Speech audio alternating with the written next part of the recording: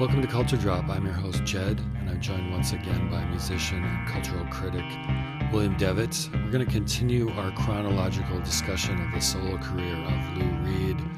This is part 4, where we cover 1989 through 1996. Albums include New York, Songs for Drella, and Magic and Lost, sometimes referred to as the New York Trilogy, the Velvet Underground's 1993 live album, and 1996's Set the Twilight Reeling. So enjoy the podcast.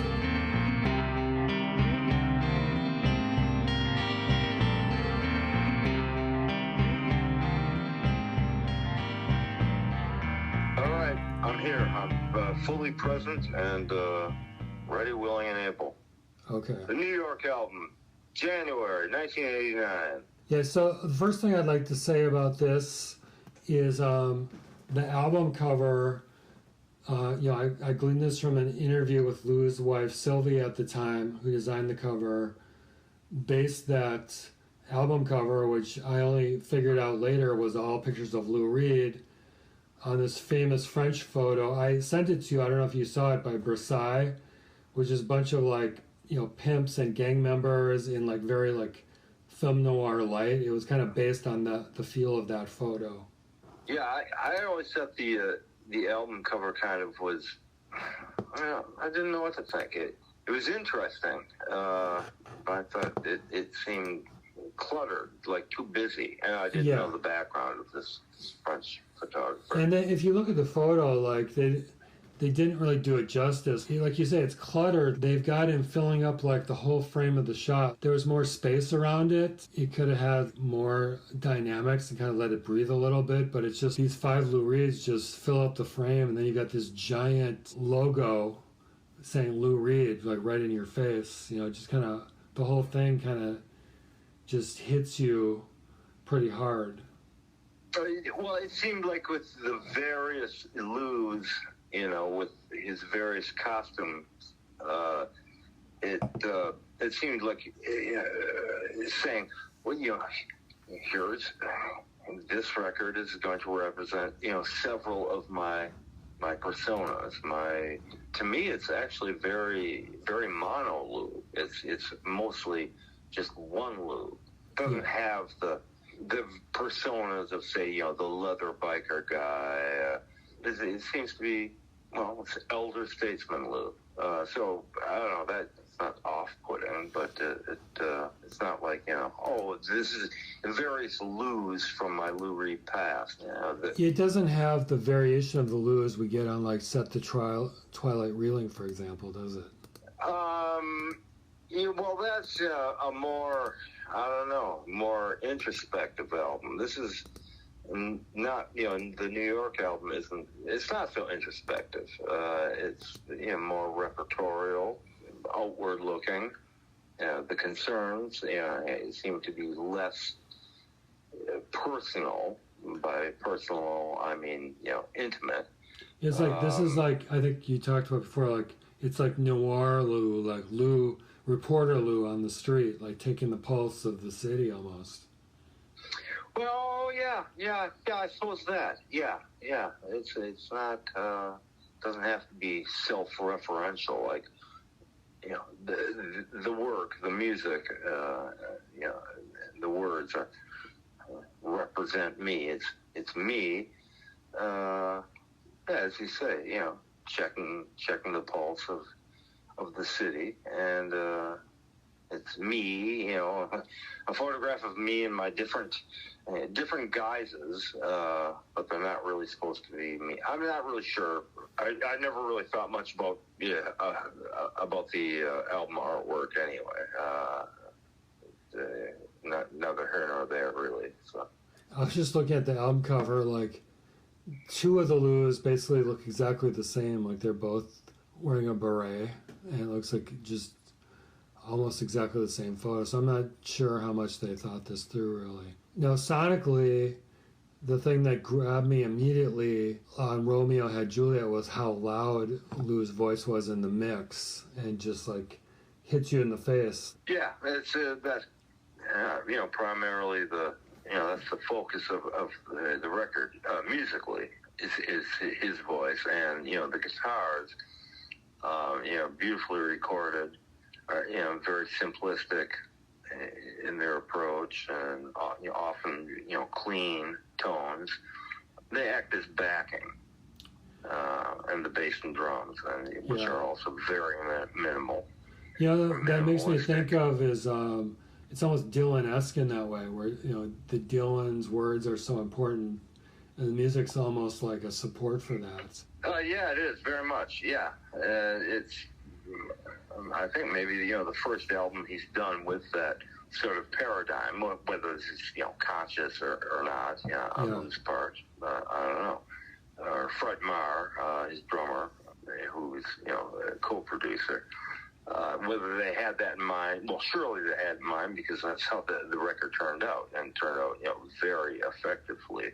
But yeah, to have the words up front, other than Straw Man, he doesn't really do any of the shouty Lou, the shouting man that he'd kind of adopted on and off since '78, since Street Hassle. Yeah. It's fairly calm, very intense, but very calm, conversational. So one of the most conversational. Well, up till that point, it's probably the most conversational album vocally that he's ever released. Yeah. Sort of.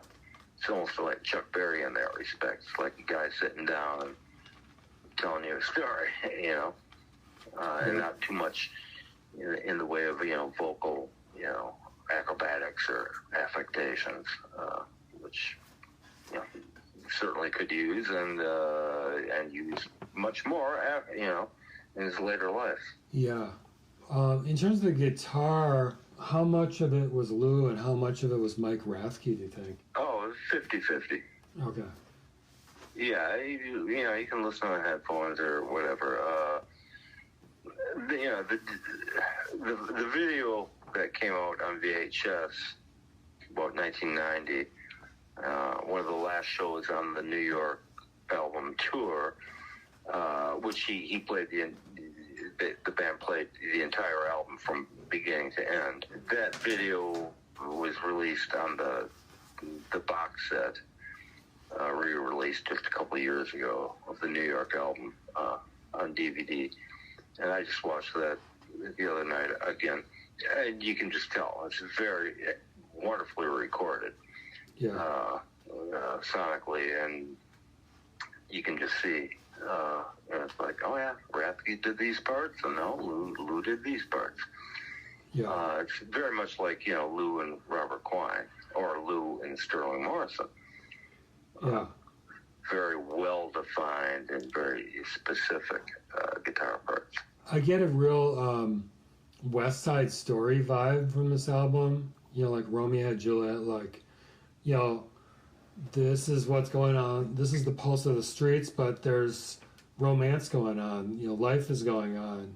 It's like, that's when great art often happens. You get this intersection of the drama of romance and the drama of the pulse of the street, and like what's going on a day-to-day basis. Yeah, I don't know too much about West Side Story. I guess I probably saw the film version, the musical, Sal Mayo and whoever. But that's a common, mid-20th century New York City theme. Right. But to me, it doesn't sound like a personal album very much for Lou.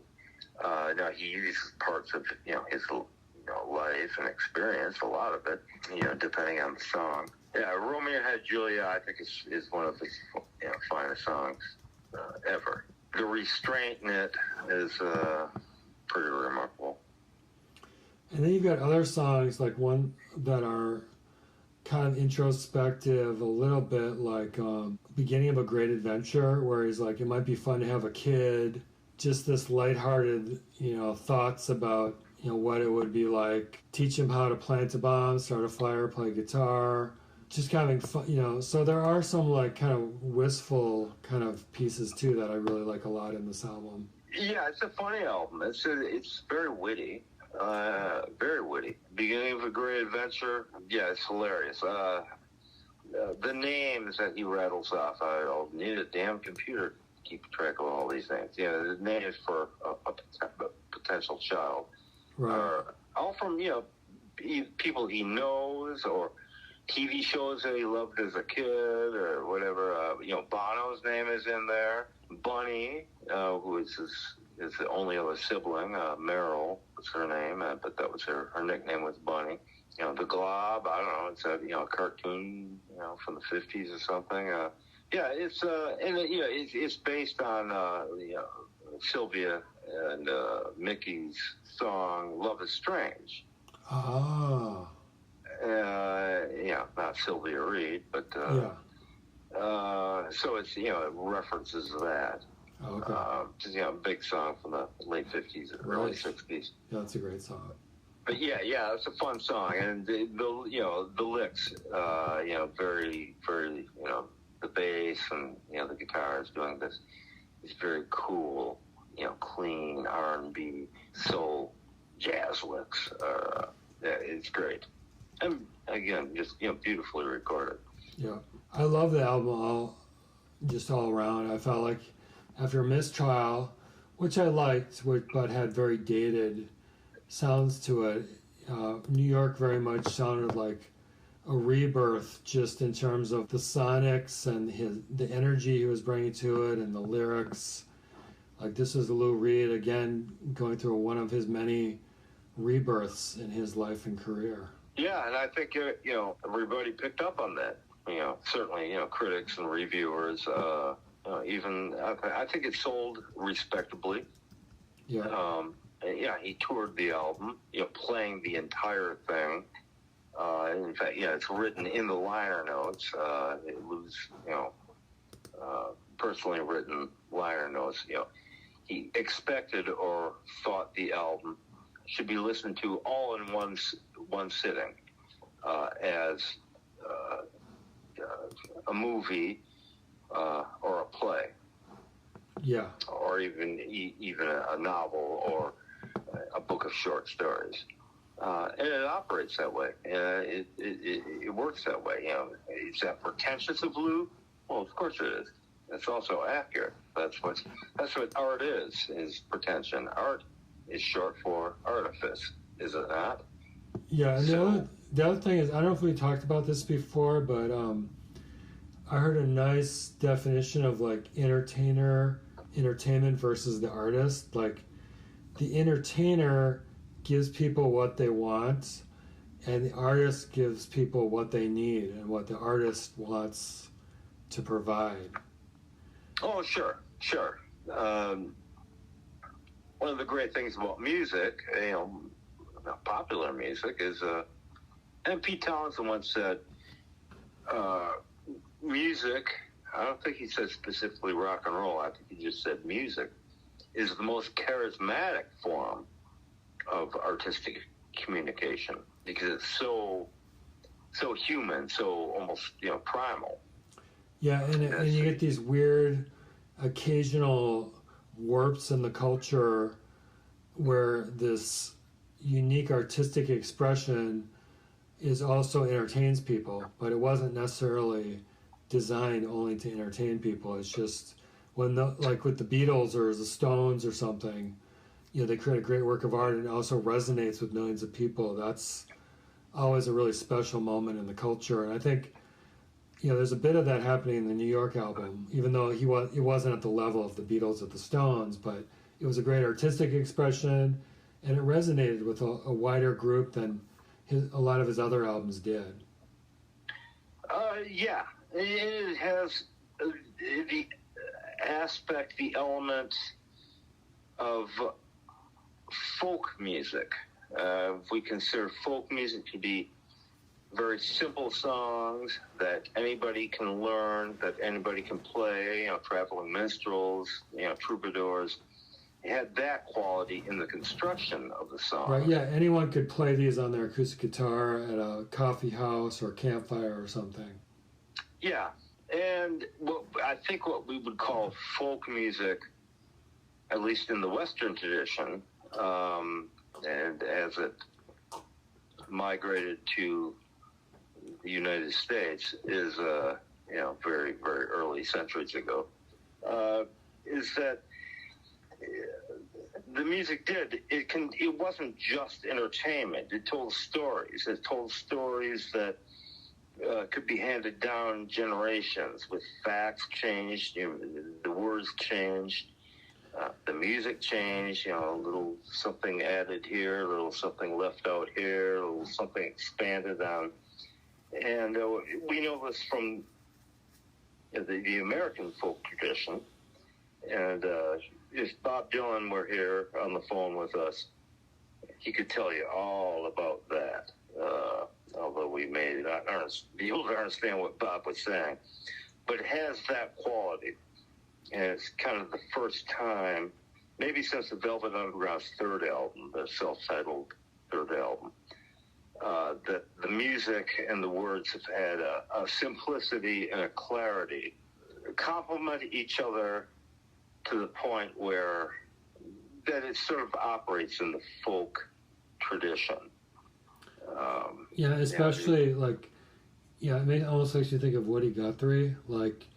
There's more universal songs like "This Land Is Your Land," but in some of those later verses that a lot of people don't know, and in a song like Lou Reed's "Good Evening, Mr. Waldheim," he gets very topical and political, which is very much mentioning the politicians and New York City people who are well known at the time, kind of reportage, reporting from the streets kind of thing, which is very much a folk music type of thing. Oh, well, yeah. Mr. Waldheim, Good Evening, Mr. Waldheim is kind of dated in so much as who really remembers who Kurt Waldheim was. Well, I do, and perhaps you do. I do. And why, how he comes up vis-a-vis the Pope, who would be Pope John Paul II at the time, and Jesse Jackson. We all remember and know who he is, and what all that was about. Jesse's comments about Hymietown, referring to New York City. And, Lou was a very ardent supporter at the time of Jesse Jackson, as I was as well. Right, and he was kind of wrestling with, some of those things he had said, right, because he had supported him in the past. Yeah, well, it's, the themes, he's kind of mixing his metaphors with Kurt Waldheim, who is, the president or prime minister of Austria, and it came out that he was the Waffen SS, the German army in World War II, and he famously met the Pope and was greeted and welcomed by Pope John Paul II, and how that's a little less clear to me why he had that in the song, but I think he was trying to, I think, draw from the headlines, which is kind of one of the weaker points of the albums because it dates it so much, but I think he's trying to draw from the headlines at the time. Concurrences of racism or nationalism and the harmful aspects of those things on people's lives. It just stands out like because it's such an anomaly in Lou's body of work in the Velvet Underground, because almost 99.9% of everything he wrote could have been written at any time, because it doesn't date itself lyrically. Right. Yeah, it is that more universal or timeless aspect, just about the human condition or,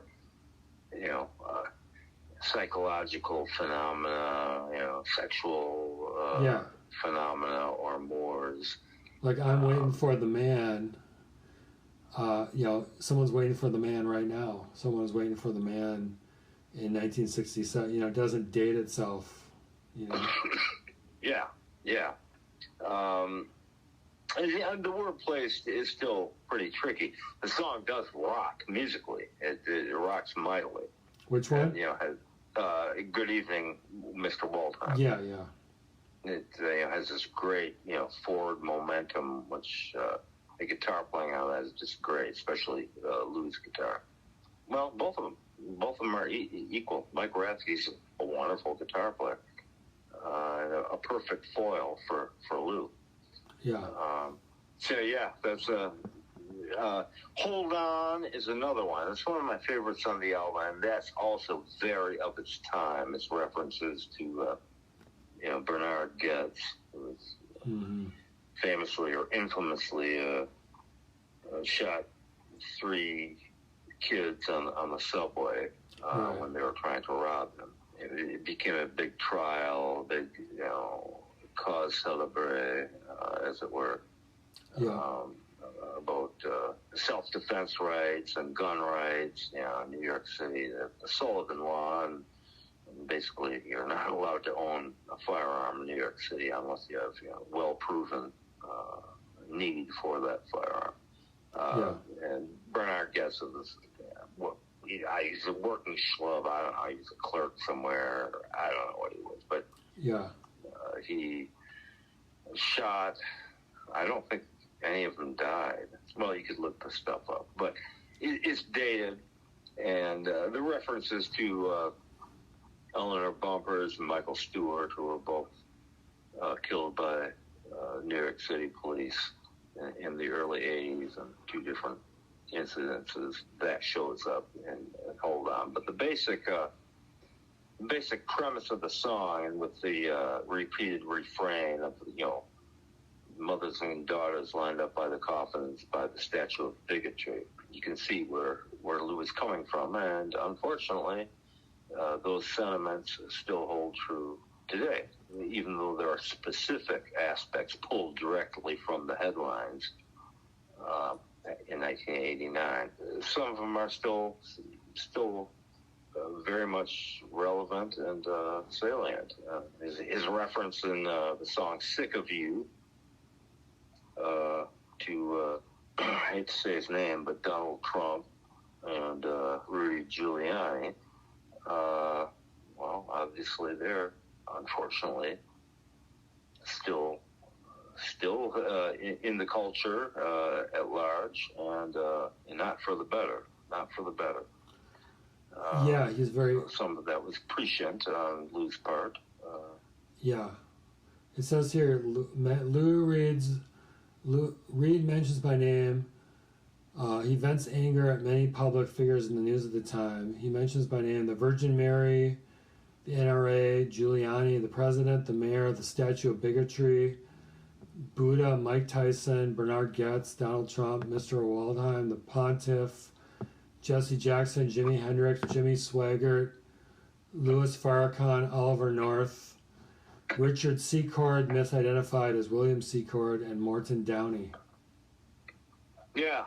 He was obviously sort of like the previous album from '86, Mistrial, the original rapper, where he's actually writing a song about, and it's actually in the song that I was sitting at home on the West End watching cable TV with a female friend. Well, the world's in a mess. He actually, is just writing about what the headlines of the day are. Yeah.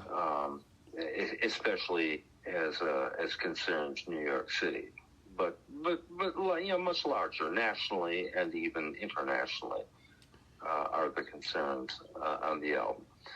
But so I don't want to say it's lazy. It's not lazy. It's because his vocal delivery, his phrasing, that's one of the great strengths of Lou, is his phrasing, as a singer or as a vocalist, to get points across. His phrasing remains strong. It reminds me a lot in a way, just in terms of the concept of John and Yoko's New York City album, which was released in 1972, and it has like on the cover, it's supposed to look like a newspaper headlines, and it addresses a lot of the topical issues of the day. And artistically, it was a complete failure. It was a real low point for him. And both before and after that, he went back to more universal themes. He wasn't able to create very good songs from writing about the headlines of the day. But my point being, Lou was able to do it much more successfully than Lennon was. But Lennon was also an inveterate TV watcher. He's always had the TV on, following what was going on in the news, and sometimes that inspires people to create music. Well, so was Lou. Lou was, a notorious, TV junkie. Yeah. Wrote about it many times. Had themes. Even on the '76, Rock and Roll Heart tour, had banks of 25, 30 TVs on stage behind him. Right. Satellite of Love. Those things can be dated. The Clash appropriated a lot of that. Certainly, they copied one of the famous images of Lennon on top of on the roof of a New York City building. In his T-shirt. New York T-shirt. Joe Stormer, famously, a famous photo of him doing the same thing. U2's War album from '82. Mm-hmm. Apparently, Bono, at least Bono, maybe Edge too, had been listening to Lennon's New York album a whole lot when they were writing and recording the War album. That's really interesting because they had a song about called "The Luck of the Irish." I think another song about Sunday Bloody Sunday. So that makes a lot of sense. Yeah, I've never heard Lennon's album. You say it's not so great, or no? It's terrible. It's terrible in what way? You thought the Bells and Street Hustle were terrible, and I think those are masterpieces. Yeah, well, you might like it. You should listen to it. It's got. I probably like it because I have such crappy taste in music. Is that what you're saying? No, but I just know a lot of things that I don't like. Like, and it's so subjective, and you're gonna be in for some challenges though, because there's a lot of Yoko songs on there. Oh, okay. Oh, well, there you go. Yeah, I mean, God bless Yoko. I've met her. She's a very sweet woman. But musically, I think she should. It's called Sometime in New York City, and right. That's when he was getting involved with like Jerry Rubin and Abby Hoffman, who you might be familiar with, who were like that's what got him on the Richard Nixon FBI watch list. And they thought John Lennon was going to perform at the Republican National Convention, which he was terrified to do, and he wasn't planning on it. But so that album is just very much like just all the political concerns of the day. There's a song, this was around this time of the Sunday Bloody Sunday massacres. He has a song called "The Luck of the Irish," and Paul McCartney also in '72 released a song called "Luck of the Irish," and those are both actually really great songs about really thoughtful responses to what happened there. But other than that, I would be surprised if you like the album, but be my guest. Feel free to listen to it. I've been known to like some pretty left field music.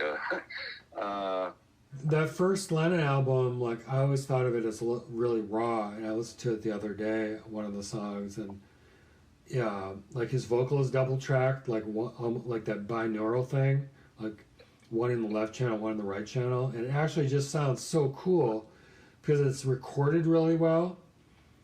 And again, it brings me back to the New York album. Like it's very like in your face, and there's not a lot of reverb, but it's Lou, by this time, really knew what he wanted in terms of sonics, and it's, for what it is, it's a great sounding record. Wouldn't you agree? Wait, which? You just said Lou. The New York album. Which album are you talking about? The New York album. Okay, I'm talking about the New York album. I think it is, it's recorded very well. Oh, it's recorded. It's very pristine sound. Yeah. Very pristine. Everything from him having his drummer and co-producer Fred Marr to minimalize the use of the cymbals. Only his hi-hat. Except for one song, Straw Man, it gets pretty loud and wide open. Yeah, and just to make a observation about your cymbals point, like, I didn't even think about that when, like, I didn't miss them. Like, the drumming is just so well placed. Like, I never thought, oh, why isn't there like a crash here or something? Right. That's a testament to just how how well the songs were crafted. Yeah. It was originally, they were just recorded with Lou and Mike Rathke's guitar and Fred on drums. Okay. And then Rob Wasserman came in with his six-string upright Clevenger bass and overdubbed the bass parts. Oh. And Fred Marr played electric bass on Romeo Had Juliet. Right. Maureen Tucker played the drums on Great American Whale and the final song, Damn Still Mystery, Andy Warhol tribute. That's a testament to how well crafted the songs were. And when you hear the live, see the live, shows, video, or hear, the live performances, the band it was a different drummer live. On tour, it's a completely different dynamic. Bob Medici, or Medici, is his name, and I only know him from playing on John Cale's 1981 album, Horny Squaw. And he's a very eccentric drummer, very powerful, funky, but hard rock, and it has a wonderful voice too. He actually does the high falsetto, Dion's parts on Dirty Boulevard with a headset microphone, and but it's very different from the recorded versions on the album. But he does active, blustery drumming. But he does it justice. It's not like there's a gaping hole because Fred Marr is not playing live. Oh, no.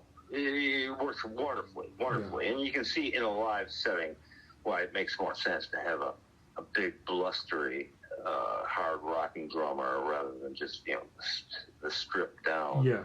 The album is meant to be, as we wanted it to be, a statement, like a movie or, a novel or a book of short stories or a play with various acts. And, as you've noted, his voice is right out front in the mix.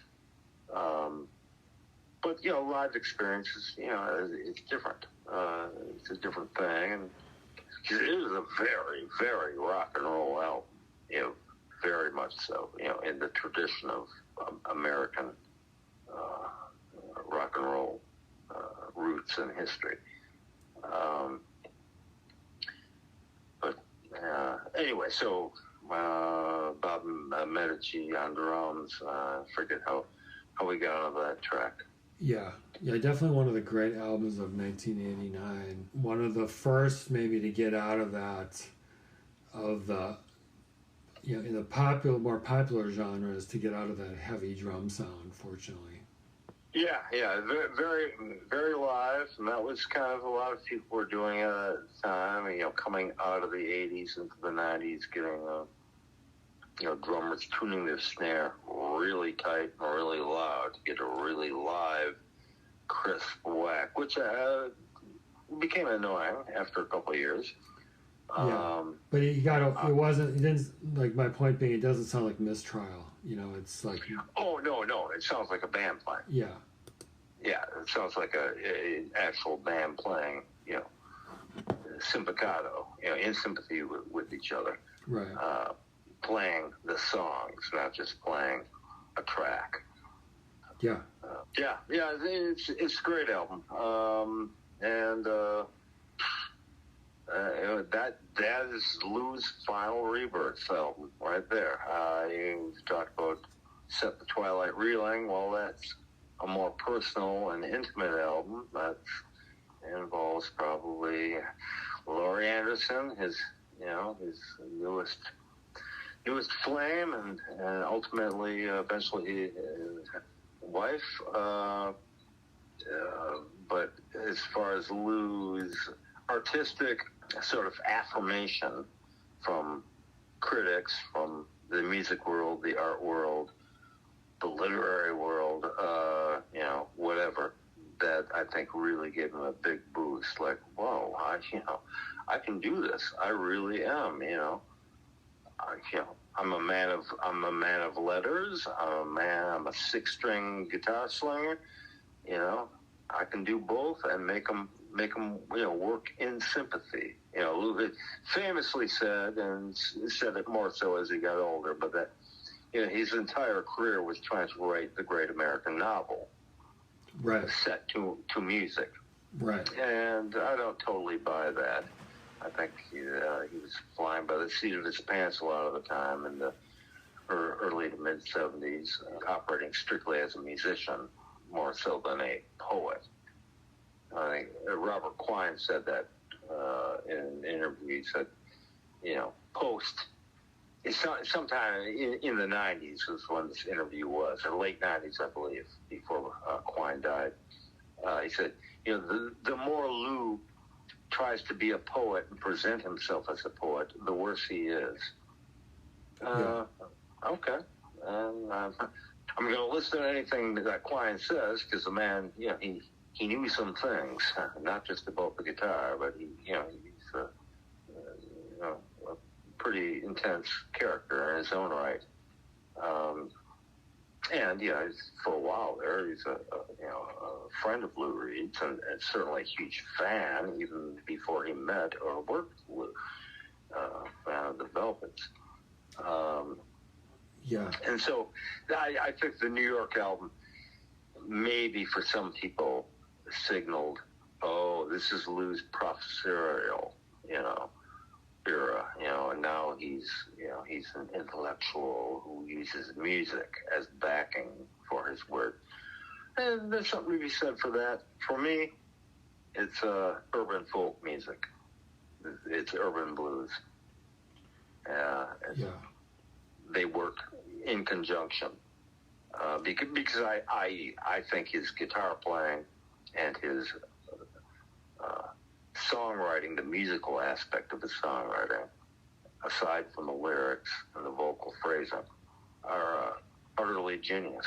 It very much at the time, I wouldn't be surprised if he thought he was writing like his Sonic Moby Dick or some kind of great American novel in sonic form. It has that feel of it a bit to me.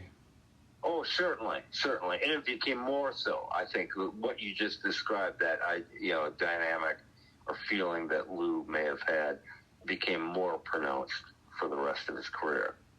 I don't want to say for better or worse, because for my money, it was all for the better.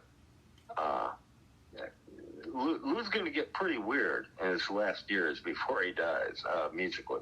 Weird to me in a wonderful way. Yeah, I love it.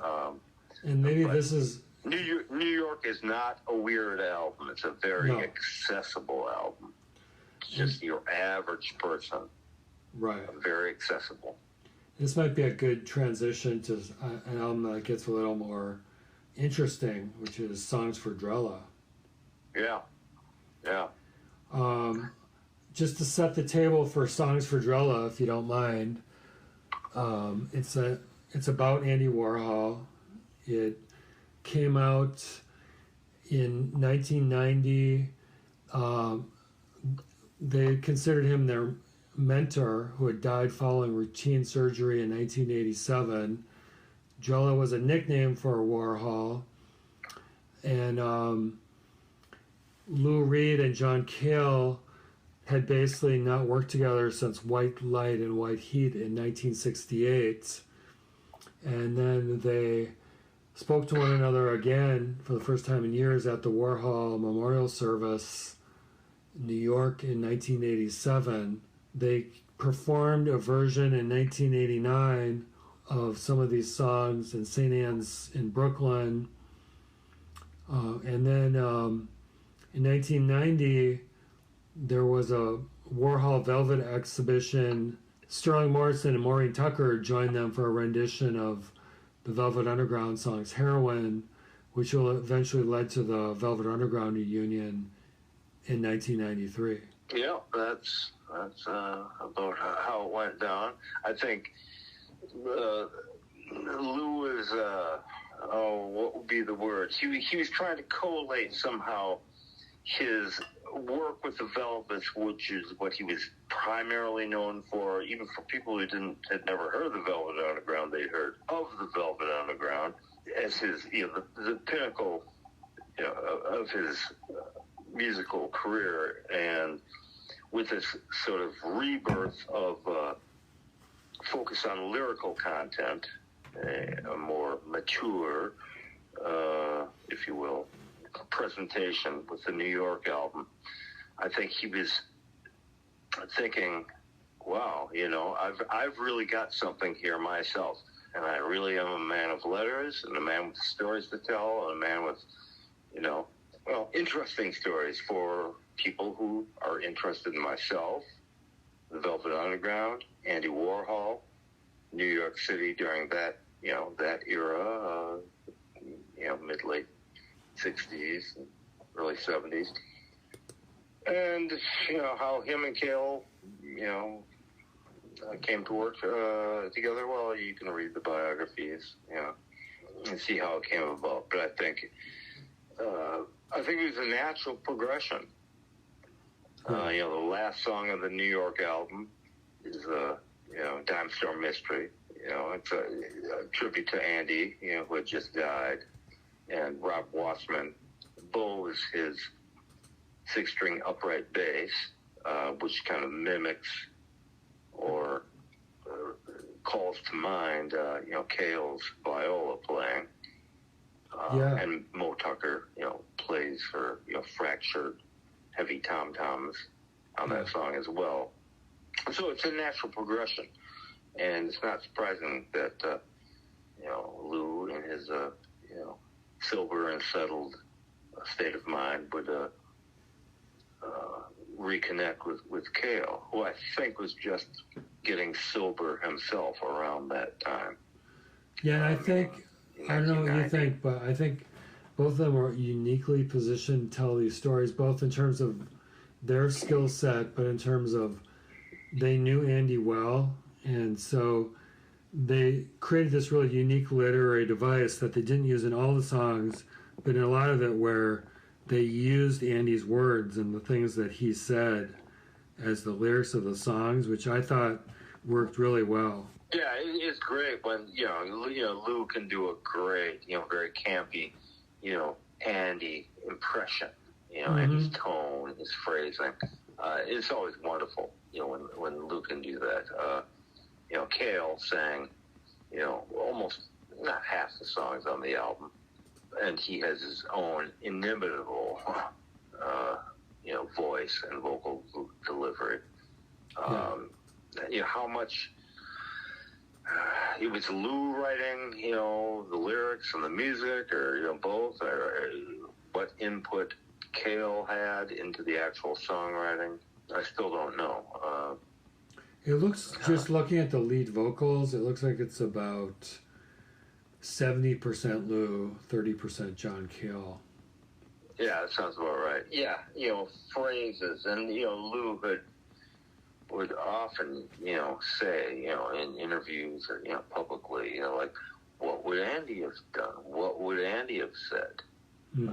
So Warhol had a big impact on how Lou viewed art or the culture as it pertain to art, as it related to art. Well, they just, he liked him. He liked him as a guy. Lou, often treated people very poorly in his life, and probably did, and regretted it, and said so in public and in song. I think Andy died. Correct me if I like to see what you think, but it seemed like throughout the course of his career, he had an up and down relationship with the media, and sometimes they made him uncomfortable. And Andy often had an instinct with how to deal with those situations. And I think when he, kind of broke up with Andy, he kind of missed that voice of wisdom that could have given him advice with how to deal with particular situations. That sounds about right. I guess my take is that in a lot of ways, Andy, Warhol was a more, how to put it, more stable than Lou was for a lot of his life. You think, Warhol, he's such a weirdo, and all this sort of thing. But he's a stable weirdo. He always was Andy Warhol in a certain framework, in a way. Well, yes, but more. I think my impression is that he was more stable within himself. He wasn't as volatile a person as Lou. As Lou was within himself. Conflicted, I think, is a pop psychology term. And I think maybe Lou saw that in Andy when they're friends. That Andy had a certain wisdom, as whimsical and peculiar as the conclusions that Andy arrived at. They were based on some sort of wisdom about all sorts of things, life and the nature of media, and the nature of art, the nature of celebrity. That I think Lou was very interested in, and found useful in his own life, or at least artistic career. Yeah. No, I agree. Yeah. And then there's really cool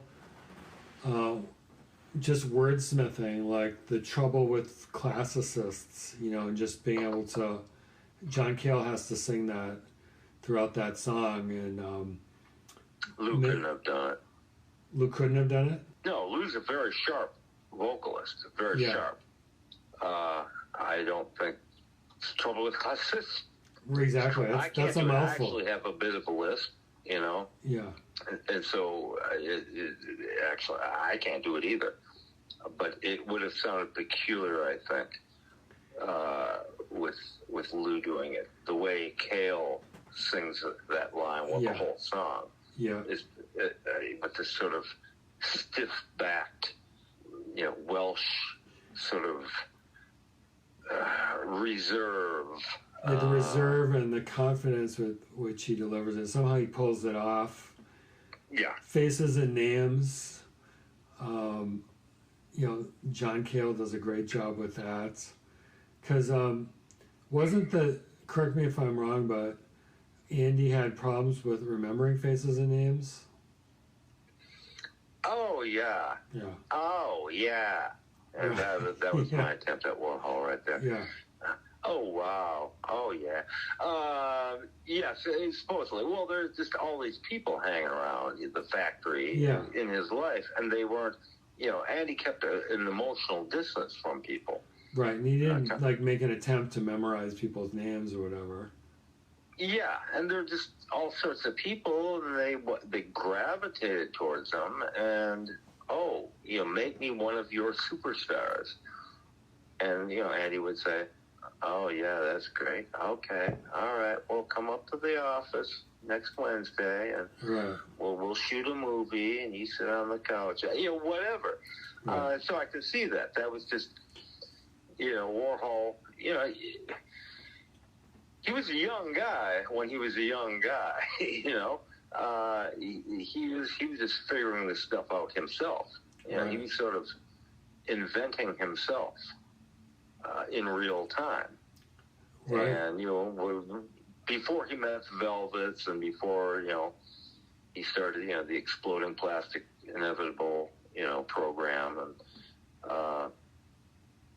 so, yeah, he's just, you know, he's figuring this stuff out too. And he's a shy, retiring guy by nature who found himself in this position. And, yeah, I think that's based on, you know, you can read his diaries, you can read biographies, and, you know, get a sense, you know, from people who, without an axe to grind, people who, you know, genuinely looked up to him or, you know, loved him, and, you know, respected him, you know, can tell you stories about Warhol. And, you know, amusing, you know, insightful, but ultimately, you know, his influence on other people and on the art world itself was going to be huge.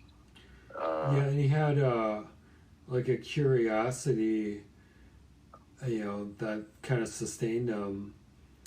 And one thing that came out to me in watching the movie that was based on his diaries is, you know, all these greats, you know, at the time they were creating something, they weren't part of like the canon or the pantheon of like the great artists. You know, at the time, he was totally looked down upon by the New York art scene. You know, it's only looking back now, he's considered one of the greats from that era of like the planet Earth art, right? But at the time, he wasn't. You know, he had to work hard to get to that position. Yeah. I think he used as many angles as he could, you know, from the factory, you know, from the Velvets and the Exploding Plastic Inevitable. You know, Interview magazine, making movies. Yeah, he worked, you know, as hard as he could. That was a big deal, and of course, that's one of the songs on the album. Songs from Drella is work. Right. He's a big believer in just doing stuff. And you use the word imagination, that's about the most succinct or applicable term I can think of for an artist such as himself, is imagination. Yeah. Imagining how things can be, just within the realms of, you know, the narrow confines of your own talents, your own ability, your own personality, your own, you know, social interactions, how you can make something. You know, maybe not make a change. You know, you're not going to be Nelson Mandela or something, you know, Martin Luther King, but make the world a less miserable place, as Joe Strummer famously said about his musical and artistic work. Make the world a less miserable place. I think Andy had that somewhere in the very back of his mind or his heart. I think one of the geniuses of Warhol is like we're in such a visual culture now, right, with the internet, but we still have billboards. We still have advertising. We still are manipulated by images, and Warhol kind of put this up on a pedestal, but when you make something into art, like the Brillo box or the Campbell soup can, it makes you think about it from a different perspective, and now you're not as manipulated by it, and you can kind of think about it critically. And I think that's one of the great things that Warhol brought to our culture. Yeah. It's one of his great ideas. Yeah. You know, we're not being... You ought to make things big. People like it that way. Yeah. Songs with the dirty words, make sure you record them that way. Yeah. Right. Instead of being manipulated by like the mass media and the repetition culture, let's put it up on a pedestal and just celebrate the vibrance of the culture that we live in. And, you know, you can reframe it to your advantage. The repetition culture. So, yeah, nice. So Andy with his repetitive images of Marilyn Monroe, exactly, or Elvis, or, Yeah, nice observation. Yeah, so that's the kind of a repetitive aspect of our culture. yeah. So I'm thinking that's kind of a nice way to wrap up songs for Drella. You want to move into Magic and Loss? Oh, I guess might as well. Yeah, That's it's next. so. Just to position ourselves chronologically, Songs for Drella was 1990. Magic and Loss came out in January 1992. It was a concept album, his highest charting album in the UK albums chart, peaking at number 6. It was originally intended to be about themes of magic after hearing stories about magicians in Mexico. However, tragedy struck during the recording of the album. His dear friend and one of his initial inspirations, Doc Pomus, died, who had given him his start in the music business, and another friend who he thought had died, Rotten Rita, had also died. And the other thing I want to mention, like in terms of the magicians of Mexico, that I don't think we had discussed this before, but I don't think I mentioned it last time, is I don't know if you've ever read the books of Carlos Castaneda, but they're all about this guy learning from this Yaqui shaman in the deserts of Mexico about magical shamanistic things he can do in his life. And I hear a lot of that stuff from those books woven throughout the themes of this album. No, I haven't. Castaneda, I know of, and somewhat from reputation, but no, I've never read it. Perhaps I will. I think you'd really enjoy it. Start with the first one. Like his first 4 are the best. Like after those, he's kind of rehashing. The first 4 are pretty powerful. But what I like about the album is it kind of elevates. Like when he's talking about the loss of his friend, he'll weave in some Mexican magic in there, and it just gives it an extra artistic flair or poetic vibrancy. It's a testament to Lou that he was able to do that. I would identify other aspects from other cultures, one, say, Hasidic or Jewish culture, some of the views on mortality and death. I also hear elements of Irish mythology regarding mortality and death. Just to your point, like when I'm thinking out loud when I hear you talk, like Sword of Damocles, like Greek mythology, stuff like that. Yeah, he's got a lot of different stuff, and again, it's a testament to Lou. He's weaving. Where are you hearing the Irish stuff? Well, you want to be Shakespeare, you want to be Joyce, but you can't be any of those. And the title song. Yeah. Where am I hearing it? All over the place. Yeah. All over the place. We could start with What's Good, the first song on the album. I love that. The absurdity of Samuel Beckett, one of the great writers of the sort of absurdist movement. Yeah. Post-World War II literary environment. I'd have to have the track list in front of me.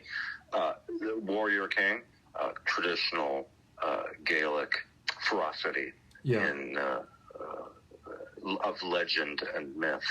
Queen Maeve, various kings of Ireland, traditionally in the old times. It was a matriarchy. It was not a patriarchy.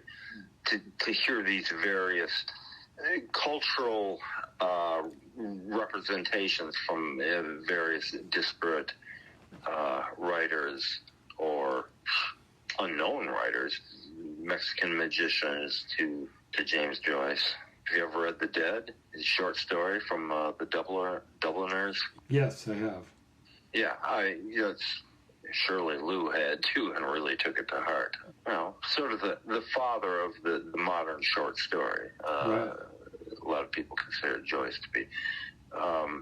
Anyway, I'm sort of sidetracking here. I'm actually really glad you mentioned that, because I was thinking in terms of the Mexican thing and the loss of his friends, but you're right. I'd never heard that about the Mexican magician thing. I'd never read about that Lou was, had immersed himself in Yeah, when you listen back to it, you'll hear it. But I like what you said about, there's a lot of stuff. There's the Sword of Damocles, there's the Greek thing, there's the Irish thing.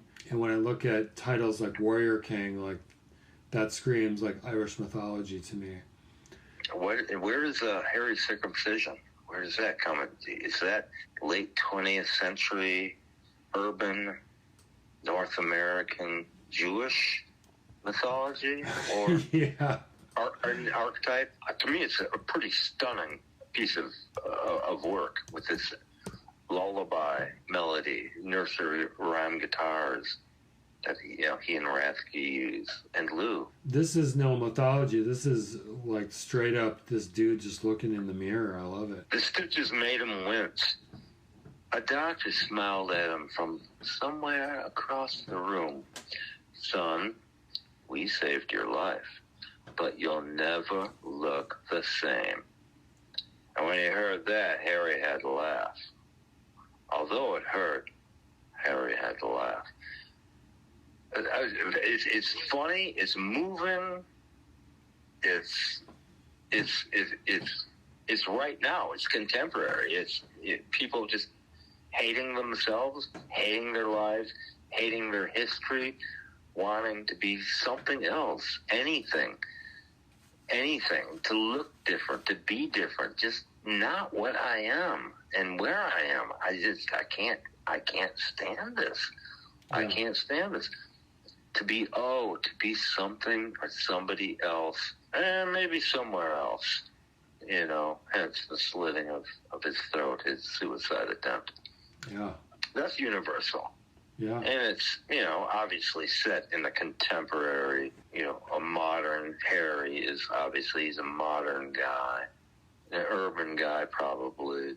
He just wants something different. But it reads into archetype. It's Joseph Campbell. It's James Hillman. It's Carl Jung that Lou's coming from. And I'm sure Lou studied all these people before and after, getting sober and treatment and, taking up Tai Chi and yoga. All that stuff informs us. Lou had the temerity, had the gall to put this sort of thing in popular song. Right, and who had the gravitas or the confidence to put subject matter like that into song and pull it off? That's not easy to do. Right. I mean, there were, dating back to the 50s, teen tragedy songs of, Dead Man's Curve, Jan and Dean, and I'm sure Lou loved all those records. Yeah. And absorbed them into language that was vernacular, condensed these things. That's the great thing about Lou. Even when he gets the lyrics wrong or clumsy or something, it's his use of the vernacular, his precise wording, his precise vocal phrasing, at least in the studio, that sends his ideas into our minds, into our hearts, vocally, just as far as the vocals and the lyrics go. He's got the whole lot of music behind him too, just purely on the musical aspect. Yeah, no, I think you put your finger on it. A lot of it has to do with the tradition you're drawing on. Yeah, how Lou got it in his head.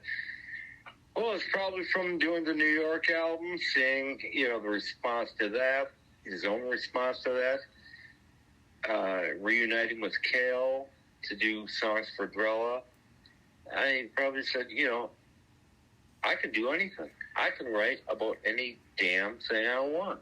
Yeah. And I'll put it in carefully crafted, very simplistic, seemingly simplistic musical arrangements so that you can dance to them, should you want to, should you be so moved. And to your point, what about that song Power and the Glory, which has got little Jimmy Scott singing, was he saying, I want all of it, not just some of it? Yeah. That's not one of my favorite songs on the album. And then you do a reprise, a fast, up-tempo just rocking version of it at the end of the album as well, without little Jimmy Scott. It's sweet, and Jimmy Scott is this strange, ethereal voice that recalls Nina Simone. Yeah, I thought it was a woman singing until I'm like, I know that voice, and I had to look it up. Okay, I recognize that voice. Yeah, apparently he had a strange sort of disease that his puberty didn't happen when it should have or ever, and so his voice remained the voice of a pre-pubescent male. But I love it. It's very, very kind of powerful and haunting. Yeah, it is. And he only sings on that one track, on the live video, official video release he did, playing the entire album with his band. Mike Rathke on guitar, Rob Watson on bass, with new drummer Michael Blair on drums, who has been playing on Tom Waits touring and recording band in the mid-'80s. Jimmy Scott shows up for that song and also comes back for the encore set after the album proper is done, and sings on Walk on the Wild Side. You can hear how that would go, how appropriate that would be. Sort of Damocles apparently was released as a single. I can't believe it. I can't see how Ray would play it. It's just too majestic. It's too grand. It's foreboding. It's sorrowful, yet majestic. And just the imagery from Greek mythology, the sort of Damocles, combined with lines like, that mix of morphine and dexedrine, we use it on the street. He's still self-identifying with hard drug users. And just that vernacular, and that the sudden shift from the imagery of Greek mythology to immediate deathbed, being in a death room, hospital, hospice, with somebody who's actively dying, is jarring. And Mike Rathke's guitar, he plays this, very ugly-looking Casio synthesizer guitar, and Rob Wassman bows his Clevenger upright electric bass. It sounds like a soundtrack for like a movie about a seafaring, very sparse, drum pattern. Which song? Sort of Damocles I'm talking about. Yeah. It's just a miracle of the music. The melody combined sounds heroic somehow. Yeah. It's a great album. It's almost too pristine in its sound, its production, almost too sparkly. It's, I don't know, he should have used maybe the binaural system or what he did on his next album, Set the Twilight Reeling. But that wouldn't have suited the subject matter. The subject matter is very precise. It's language. True poetry, not just doggerel, but true poetry on this album. And so the precision of the band and how the band played live as well. They performed the album live, just like the New York album, from beginning to end. It's pristine. It's antiseptic. It's almost sterile. The lighting on the video, it's never been released on DVD that I know of, but on VHS when it came out after the album. They played it on a soundstage live with no audience. And the lighting is all white light, white and blue light. And it has the look, the feel of a hospital room. It's very much a counterpoint to like the detailed reportage of New York, and by the time we've gotten to this album, it's very much mythological poetry. Yeah, and I maybe knew, Lou was probably thinking about that on his deathbed when he died in Laurie Anderson's arms years later, how such a subject, the mystery of life, the mystery of death, it never ends. The true poetry, as opposed to just the reportage of the New York album, and to largely the Songs for Drella album is mostly reportage as well. Yeah, that's a good point. And whereas Magic and Loss, like, hey, forget about it, this is life and death, literal life and death that I'm trying to portray. I'm going to let my horses run wild, whatever language I can summon or command to try and convey what this thing called death feels like. It's one of the few albums I can think of where a musician looking death right in the eye and coming out with an artistic statement about it. Yeah, Lou's had a lot of songs, individual songs, a whole lot of his whole career, and after this album, would have even more of them. Right, but as a body of work. Yeah, as a piece, as a movie, or a series of short stories, or a novella, right, or a play with various acts, as he envisioned. The New York album, and then Songs for Drella, and then this album. And it works in that respect. Lou's pretensions work. Yeah. They work. And it's nice to have some really, really cool guitars, bass, and drums behind you, too. And he's got a record contract, and he can put it out there, and people will hear it. Yeah, That's too, cool. Yeah. And maybe, hit people who already like to read books, little black figures on white parchment, would gravitate towards it, or maybe God knows what he's thinking. It was great that he was in a position, as far as career-wise, where he could put such an album out. And it doesn't hurt him that throughout his later life, they're periodically releasing Velvet Underground albums of outtakes and live shows, continuing to kind of burnish his image. So people are interested in Lou Reed, and they're going to be interested in when he puts out something new, regardless of what it is. Yeah. I guess Lori's in charge of his estate now, and he's had a couple things. I think 2 things I know of, besides the big remastered vinyl box set. Early demos came out a few years ago. A year ago or something. Yeah, pre-Velvets. Right. Lou and an acoustic guitar, 65, I think. Should we move on to the Velvets reunion? Yeah. Or call it a wrap and pick that up next time? Or? No, let's move on. If you're up for it, let's move on to the Velvets reunion just to capture that. Yeah, I'm thinking that the Velvets reunion album actually works as a Lou solo album more than a Velvets reunion album. Okay, why did you say that? Well, some of it makes sense. The Velvets ended when the Velvets ended. And there were different iterations of the Velvet Underground. After, the first 2 albums, John Cale left. Okay, for the 3rd album, Doug Yule comes in and has, a big input on the band, vocally and instrumentally.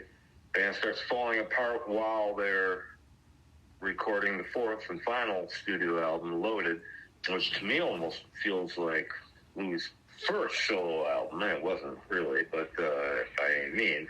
But it really doesn't sound like the same band that recorded, the Velvet Underground, Nico, or White Light, White Heat. Right. And even, Mo Tucker, her drum patterns and sensibility are missing from the Loaded album. It's much more traditional, conservative 1970 rhythm section patterns. There were several live albums that, came out, Velvet's live albums, the final gig at Max's Kansas City, Doug Yule's little brother, Billy Yule, 17-year-old Billy Yule, low quality set recording. Live 69, came out in 74, 75, whatever, 1969 tour. It feels to me like the Velvets, they were done, but that the working relationship between Lou and Cale, who have been 2 primary motivators behind the Velvets originally, obviously with Songs for Drella, that was a big deal.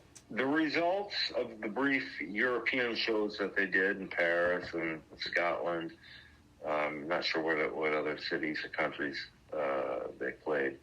Yeah, it just feels like it was Lou taking command. It feels like it's a very pristine, very well recorded album.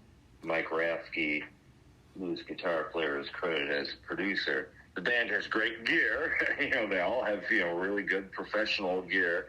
Lou plays the recorded video from one of the shows in Paris that the live album was taken. Plays. I have no idea what it is. Possibly the ugliest guitar I've ever seen. He's got a few of those guitars. He changes up in the video with that no headstock, but it's not a visual. Telecaster on a couple songs, sure, yeah. Which he played much, later in life, exclusively a Telecaster. He'd primarily been a Strat player. He's like, Stratocaster. Yeah. I don't know what that guitar is. Can I just set a little bit of context for this album, and then you can continue?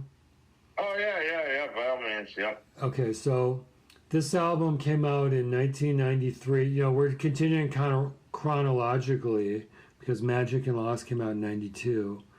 This album came out in 1993. In 2006, a DVD version of the concert was released as Velvet Redux Live 1993. In late 92, the Velvet Underground, the 65 to 68 core lineup of Lou Reed, John Cale, Sterling Morrison, and Maureen Tucker suddenly decided to reform.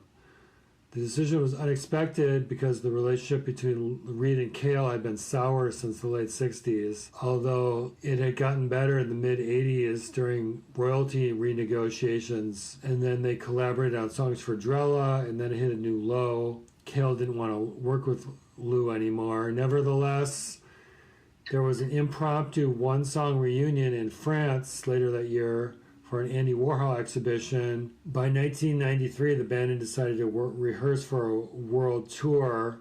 The album was recorded during a 3-night residence at the Paris La Olympia. Cale said on the second night, "We hit a home run." The album was met with critical praise. After the release, Cale expressed disappointment with the album's mix. He thought there was a lot of great ambience in the room, but the mix didn't really do it justice. But, I did my homework. I listened to the album. I watched the video. And a few things that struck me. One, what a monster drummer Mo Tucker is. I mean, she is just a powerhouse. She struck me as kind of an amateur slide drummer on the actual Velvet Underground's album. But when I see her perform live, it almost reminds me of Meg White or something, the White Stripes, but even more powerful. Like, she just really holds her own and anchors down the band. Sterling Morrison's guitar work is great, although he seems very kind of wanting to remain in the shadows and not assert himself personality-wise. And I think, as you've alluded to, Lou's singing, he's not really trying to do the Velvet's justice. I'll Be Your Mirror. He sings that. That's maybe what you're thinking of. Maybe that's what I'm thinking of. Yeah, his phrasing, he wants to be a jazz singer. He wants to be Otis Redding. He wants to be a soul R&B singer and, mess around with his phrasing.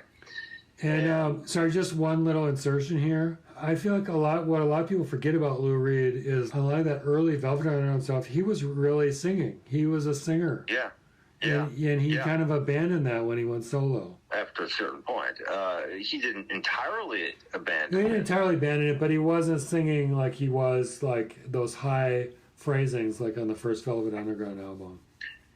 Well, okay, so as far as the other quiet ballads from the first album, John Cale sings Nico's, vocal part on Femme Fatale. Right. Perfect hard count phrasing. He also sings Nico's vocal on All Tomorrow's Parties, which is entirely fitting for his voice. Yeah, I love that. I love that. Yeah, Robert Christgau's review of the album said, skip John Cale's vocals, deprogram out of the CD. Christgau's just wrong. It's entirely fitting. He's so versatile as an instrumentalist. He's playing bass guitar, he's playing keyboard, he's playing violin, and everything he does is just he's supporting the song. You know, we're talking about being of service. Just everything he does, he seems like he's listening to the song. Well, he takes over the songs. They become John Cale songs when he sings them. He sings, does the vocal on "Waiting for the Man." Right. It's like Lou who? Lou Reed? Who's he? Never heard of Lou Reed. Yeah. It becomes, John Cale. But Lou, just to get back to your point about, Lou totally abandoning his, very sweet and cool vocals of his youth. The last song before the encore, the new song, Coyote, Pale Blue Eyes. Yeah. Which, Cale didn't play on, but Cale on the album version from the third album, this beautiful viola part. And Lou actually sings it pretty properly. So it's like Lou, he can do it when he wants to, and he showed that for the rest of his life. And we'll get into that later on his final albums. It's like when he can, when he wants to, sounds sweet. On the beat, perfect, hard count phrasing. He can do it. He chose not to. And I think maybe some of that had to do with, I don't know, maybe neurological damage from electroshock treatment and, drug and alcohol use maybe affected his ability to play and sing at the same time. His guitar playing, I think, was always just wonderful, including his rhythm playing and rhythm timing. So I think he sacrificed his vocals often in his later years in the service of his guitar playing. Just as a side note, when Keith Richards fell out of the coconut tree in 2005 and had his brain injury and had an emergency, brain surgery, when they continued that tour, the Bigger Bang tour, Keith, you can see him on YouTube, he couldn't play and sing at the same time. My point about Lou is, I think maybe the reverse maybe happened to him as he got older, is that he maybe it was artistic choices, but it seemed like he got overly excited about his singing and didn't care about the phrasing, didn't care if he was on the beat, didn't care if his phrasing was within the context of the rhythmic pattern, but his guitar playing never suffered. Especially his rhythm playing. But okay, so to a little bit back to this Velvet Underground album, as a drummer, how do you like Mo Tucker's drumming on this album? It's really impressive especially to see her live and the sound. Yeah. And, she's got this strange, setup. She stands up for some of it. Oh, yeah, right. Well, for all of it. Yeah. For all of it? For all of it. Okay. Yeah. It's very propulsive, very heavy, very minimal, the use of cymbals. It's a groove unlike really anything. I mean, the White Stripes indeed did, comp a similar groove with no bass and minimalist drumming, which I think is wonderful. So it's a groove like nowhere in popular music, really. I've fallen out of love with her sound on the Velvets albums, the first three Velvets albums that she played on. Mm-hmm. It's just too monotonous, and it's like, I agree. I get it. I get the trance, thing. Not interesting to me. Yeah. So what puts this album, what makes it interesting to me is the clarity of the sound, to actually hear that it's not just a bunch of, tape hiss and noise and distortion, natural room distortion or otherwise, to see her actually on the video. It's very propulsive. And, of course, she didn't get worse with age. She got better with age because she'd been playing, since the Velvets broke up. She raised a family, I think 4 or 5 kids, recorded her own solo albums, sometimes with, Lou and Sterling Morrison, would play on. One album called I Spent a Week There the Other Night. Great album. To see that it wasn't just, amateurism, it wasn't a trick, it wasn't a gimmick, it was really the way this person played. Well, that's part of what to your point, that's part of what struck me about this performance. I felt like her performance on the Velvet Underground albums was serviceable, but when I saw this live video, I'm like, she's like a real powerhouse driving this band who's clearly been playing, throughout the interim. It wasn't like she just picked up the drums again, and she holds her own with this band. Yeah, she does. And not only had she been continuing to play, but obviously Cale and Lou has been playing.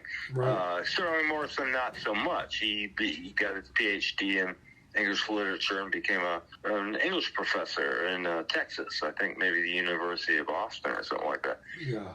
So that's what he'd been doing. Maybe not playing so much, except occasionally on one of Maureen's solo albums. For the early records, it's just maybe it was amateurish, and she was very young. She was but the sound didn't do her justice, didn't do the band justice. In retrospect, that's what a lot of people love about Velvet, is the crudeness, the rawness of the sound of the albums, particularly the first two albums with John Cale. Yeah. I don't know, maybe after all these years and decades, maybe that the charm of that, amateur recording quality has worn off for me. But the band they play the songs so authentically, so perfectly. The only drawback is Lou's sort of indifference or overexcitability on vocals here and there. And to that point, one thing that surprised me watching the live video is I was expecting Lou to be just totally detached from the rest of the band, but I didn't find that entirely. I mean, I found him introducing the band members. I found him looking at them quite often, interacting, much more than I would have expected. Well, yeah, I guess, who knows what they're... you can read the biographies, you can read the books and find out the grimy details. It sort of comes off like, to me, as I've said, like a Lou Reed solo album using the Velvet Underground as his backing band. Yeah. But that's not really the case because they play so well individually, but they play so well interactively as a unit. They play like a real band. And of course, that's easy to say because nobody else sounds like them. Nobody else ever sounded like them, Yeah. Luna, forget about it. Luna doesn't sound like the Velvet Underground, and it never did. Not to be knocking Luna. Lou loved Luna, but I don't sound like the Velvets. I never did. People draw influences from certain aspects of their musical influences and utilize those in their own art. But that's the real deal. That is the sound of the Velvet Underground in the then 1993 modern world, and it works. It works. It's not embarrassing. It's not at all embarrassing. And the only thing not embarrassing about the weakest link is Lou's vocals. What can you say about that? That's Lou Reed being idiosyncratic Lou Reed. Because all the other people are bringing it. John Cale's bringing it. Sterling's bringing it. Mo's bringing it. Well, so is Lou on his guitar playing. Oh yeah, absolutely. His, lead and rhythm playing. His interaction. I check out Mr. Rain. Yeah. Like 15 minutes of it. Him and Cale on viola. They're just really having a great time making these sounds. Yeah. There's no faking that. There's no faking. You can see it on film. It's like, they're not professional actors.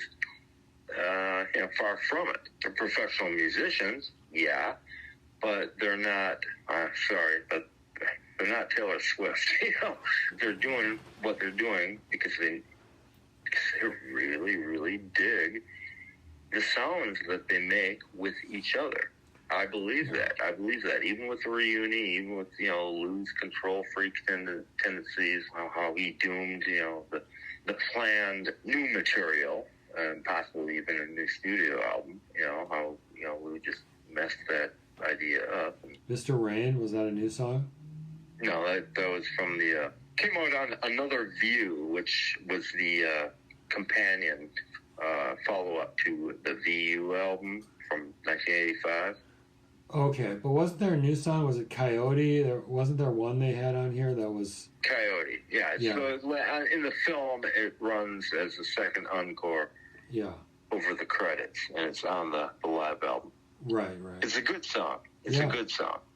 Is it startling or new or anything? No, not really. It's a good lyric. It's a good vocal from Lou, and Cale's harmony vocals are very, very precise. And Cale plays his high in his neck, bass figure, and the guitars, just this perfect interlocking guitars. People like to talk about Keith and Woody with the Stones, doing the weaving thing.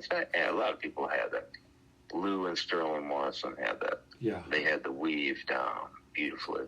And so Coyote is it's a sense, a taste of what could have come if Lou hadn't been Lou and, pig-headed about wanting to be in control of everything. Yeah. It's too bad, but it's a great experience, a great music. You can just put, that album on and just get lost in it. Unlike, the original Velvet's albums, which for some people, not me, but some people might find too crude or corrosive sounding. This is about as pristine sounding as you can get for a live album. No overdubs, no, tweaking, beautiful sounding album. Yeah, I just view it as like an extra bonus. Like, who would have thought from 1968, 25 years later, that those guys could get together and make this, pretty cool, like you say, pristine sounding, pretty great album. I think so, yeah. Apparently, Sterling wanted Doug Yule to be involved. And apparently it was Cale, not Lou, that nixed that idea. He was opposed to it. Oh, really? And, Yule was, Cale's replacement. Sure. Not really replacement, but and not really needed his roles as bass and backing vocals and keyboards. And if I look at the set list, which I'm looking at right now, there's, with the exception of like rock and roll, there's not a lot of songs from Loaded on here, like post Cale. Well, there are quite a few. There are. Sweet Jane. Well, two from Loaded. There's Sweet Jane and Rock and Roll. Yeah. From the third album, there's Beginning to See the Light, Pale Blue Eyes. Oh, right. I forgot that. Well, I'd have to look at the track list. I'm looking for So they've pretty fairly represented their career here, regardless of when Cale was in the band. Yeah, but also they very wisely played some of those tracks that were released on the VU and Another VU outtakes, Right. which apparently really weren't outtakes. The intended fourth album with the Velvets with Maureen before Loaded. Yeah. So that VU album that came out in '85 that everybody loves and properly so. But they play "Can't Stand It." I love that song. Oh my God. Oh yeah, that's great. That's the very first song on Lou's very first solo album, "Mr. Rain." Yeah. There's two versions of that on the Another View album, the companion album to the VU outtakes album. Well, I sure wish I could find my copy of the record. Well, yeah. Oh, here it is. Let's see. We're going to have a real good time together. That's the first song on the album. The Velvets have been doing it live, in their live set, regularly after Doug Yule joined. And that appears on the studio version on the Another VU compilation. Yeah. And of course, Lou completely reworked that song on his Street Hassle album. Very spooky version, which is not very much fun. Venus and Furs from the first album. I Guess I'm Falling in Love, which is also from the Another VU compilation from '86, which is just an instrumental version. Yeah. On that album. The Velvets have been playing that in their live set in '69 for a long time. On the Quine Tapes album, there's a couple versions of it. After Hours, that's as well from the third album, with Maureen singing it. Yeah. All Tomorrow's Parties from the first album, with Cale singing Nico's vocal. Some Kind of Love, which Lou really loved and played, for years later, is also from the third album. I'll Be Your Mirror from the first album. Beginning to See the Light from the third album. They play a lot. They play almost the entire third album. The Gift from White Light, White Heat, second album. I Heard Her Call My Name from White Light, White Heat. Femme Fatale from the first album, with Cale singing Nico's part. The second disc, Hey Mr. Rain, which is from the another VU compilation, Sweet Jane from Loaded, Velvet Nursery Rhyme, which is basically a band introduction set to a silly piano thing, White Light, White Heat from the second album, I'm Sticking With You, Maureen singing. Classic, yeah. With from the VU compilation. Black Angel's Death Song from the first album. Rock and Roll from Loaded. I Can't Stand It from the VU compilation. Waiting for the Man with Cale singing Lou's part from the first album. Heroin from the first album.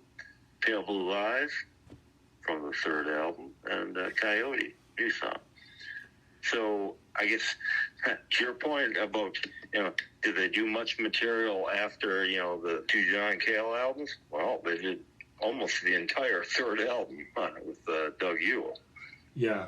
I don't know why Cale was opposed to the idea of Doug Ewell joining the band for the reunion. I think it would have been cool as hell. Yeah, it would have taken some pressure off him, too, in terms of his instrument choice. Maybe they didn't like each other or something. I don't know. Yeah. But, because, Doug Ewell's a great bass player. He's a fine singer with that fine, he had that Beatle quality in his singing. Yeah.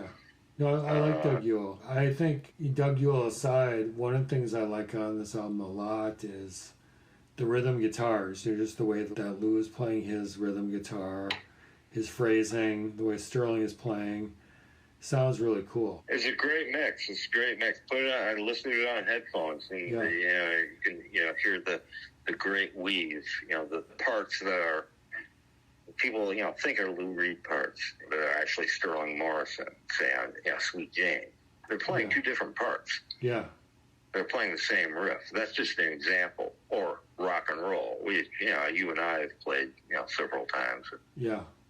Morrison is a big deal. Yeah. A little more traditional than Lou, his guitar playing.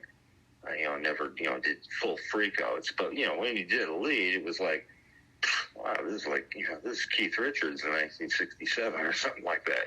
A great player, great rhythm, great lead player as well. So, I think it's a very, it's probably in Lou's musical canon, it's maybe not, considered real essentialist thing. I think it's ear candy. If the Velvet Underground, especially the first two albums with Cale, were not ear candy, just sonically, due to the production and the mix and the quality of the recording, if they were anti-ear candy, this makes up for it in spades, this reunion album. It is ear candy. Just hearing every instrument, Moe's drums, Cale's, viola, piano, heavy bass playing, and Lou and Sterling's guitars. It's ear candy. It's just fun to listen to, and nobody ever got that sound. Yeah, I know I've mentioned Luna, and I don't need to knocking them. They're a fine band. Lou loves they're a them. great band. But nobody's really ever got that sound. Yeah. It's kind of like this nice, just extra bonus, because in their short and brief catalog, they never got the nicely recorded live album that they deserve. Nice that they had a chance to kind of get together again. They were young enough. Yeah, All had bonus is exactly what it is. I'd say icing on the cake.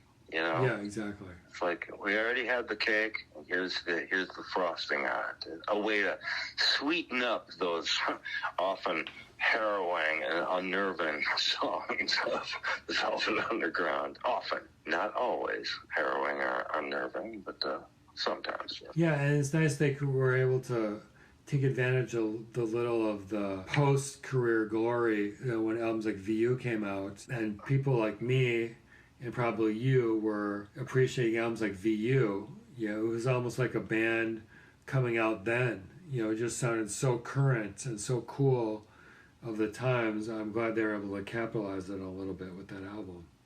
Oh yeah, very good point. Very good point. Now I'd already been, into the Velvets, because my older brother Sean, had all their albums. I'd been into Lou's solo career up till that point and remained so. But it was like, I think for a lot of people, almost like a new band, that VU, first, VU compilation that came out in 85. Yeah. It really was a big deal. They had a big remastering campaign because, the Velvet's albums were all out of print. Polydor Records, I think. Yeah. They re-released, the albums, the proper 4 studio albums, but then this new thing. And of course, Lou was on a commercial high from New Sensations, which he was touring at the time.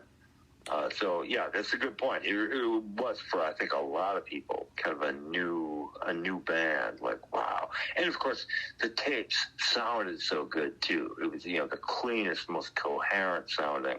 Even more so in some ways than the Loaded album. Yeah. One of the cleanest sounding, Velvet's recordings. I don't know if I ever shared with you like my philosophy on the Loaded album. I always thought the Loaded album was so chock-a-block with like great, just pure rock and roll riffs. All those KQ bands that would come along in the 70s. So many of those like great riffs were kind of invented by the Velvet Underground, like a lot of those templates on the Loaded album, to my mind. Oh yeah, I think, in retrospect, it was Lou and Doug Ewell and Sterling deciding we're going to do an amalgamation of, we're going to do like the Stones, the Beatles, and CCR. Yeah. Those are our templates. Yeah. For this album. Yeah, it's so cool. Just great guitar parts. Of course, they didn't have Mo, on drums. She was, having her first baby, and so she was on paternity leave. And so they brought in, Doug Ewell's younger brother, Billy, and other people played drums on it. I think there was like 3 drummers on it. It's sort of like that. And that was kind of the idea, Loaded, the title, loaded with big hits. That's what Lou said. Loaded with riffs. Yeah. It does feel that way. It's like every song is like this classic pop rock and roll song, even though they're not. I mean, well, they are. Sweet Jane, rock and roll, forgettable. The whole album's great. Yeah. But it seems like they really worked to make it sound contemporary, like 1970, like they wanted every song on the record to be able to be played on the radio. Yeah, no, I agree. Yeah, it's a great album. I don't consider it really a Velvet Underground album. It's kind of somewhere in between. Yeah. Doug Ewell does vocals on 3 songs. But his harmonies are so strong. Yeah, and I just love it so much because it's got Sweet Jane and rock and roll on it, Well, yeah, but it's got New Age, it's got Oh Sweet Nothing, it's got Who Loves the Sun. Yeah, Who Loves the Sun, oh my God. Train Around the Bend. It's every song on it, I think is great. But yeah, Sweet Jane and rock and roll are obviously the 2 biggies. And they've been playing those songs, even with Mo Tucker, on the 69 tour, in very, very different arrangements. So they weren't, totally new. Lou was always tweaking his songs lyrically, musically, arrangement-wise. Yeah, a nice way to end up the what we call the New York trilogy. Sort of a denouement. Well, that wouldn't be the right word, but for Lou, I think to end a certain chapter. It must have been a nice, just a feeling of closure for Lou and John and all of them, really. Just, they must have had a sense of dissatisfaction with the way it all ended, and just, even though it wasn't perfect, just for them to be able to do that. Yeah, hopefully, Mo and Sterling got some money out of it too. Mo Tucker's, working class mom, single mom from, Long Island. Sterling, I guess he had his job teaching down in Texas by that time, but some recognition. Sterling would die, 2 years later of lymphoma, I think. It's sort of the end of yet another era for Lou and his artistic travels and adventures. Yeah.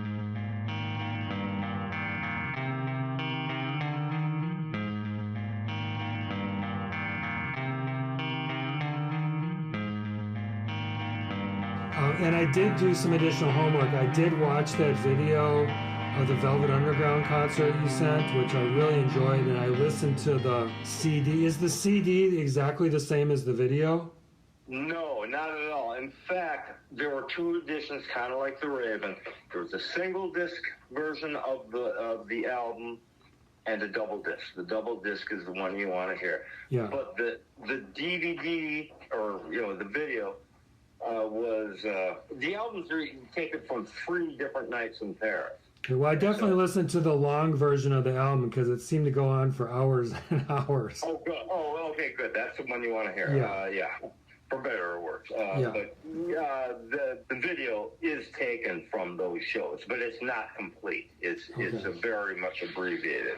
It's about half as long as the double CD. And I also, just FYI, I listened to the first half of Set the Twilight Reeling, and that just blew my mind, because he's not using the traditional, Lou Reed, clean guitar sound. He's using distorted guitars on, Egg Cream. He's got, acoustic guitars, and I'm really excited about this album. Yeah, it took me a long time. When it first came up, there was 3 songs, including the Egg Cream song, that really grabbed me. There's a song, I don't know if it's an outtake, but definitely from those sessions, on Wikipedia or whatever. There's no information on the band, but it's Fernando and Tony Thunder Smith. It was used for the Friends TV series soundtrack. Oh. It's one of the best things Lou's ever done. Under 3 minutes long. This song that I'm talking about, it came out the year before Set the Twilight Reeling, which I think came out in 96. Yeah. And this Friends, the first of many Friends soundtracks. Apparently it's a very long TV series. And I only watched it after it was in syndication, after it was off the air. A few episodes, and I actually kind of liked it. But anyway, this song is from the, I guess, the Set the Twilight Reeling sessions, called You'll Know You Were Loved.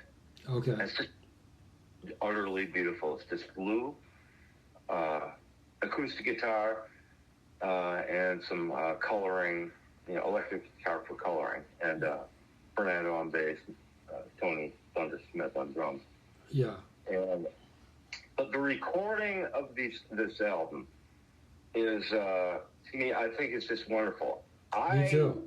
Thought that maybe you wouldn't like it because of its sound. To me, the sound of Set the Twilight Reeling harkens back to the binaural experiments, the bells and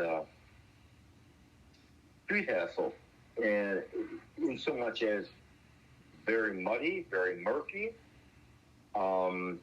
Lou apparently either told Tony Thunder Smith, that was his first work with Lou, to not use the cymbals. Well, on headphones you can hear there are cymbals, but they're mixed almost entirely out of the album. Oh, okay. Lou's done this before. He did that with Fred Mars drumming on the New York album. Obviously, Mo Tucker from the Velvets was very minimal in her use of cymbals.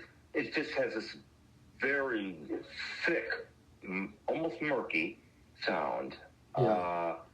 And his guitar textures, that's all Lou on guitar. Fernando plays rhythm guitar on one song, a New York City Man.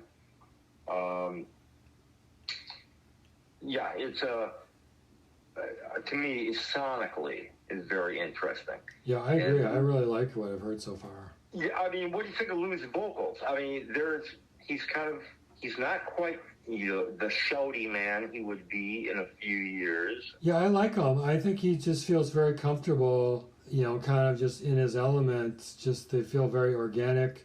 And I like in that Egg Cream song how he gives a shout out back to his school, PS 192 or whatever it is.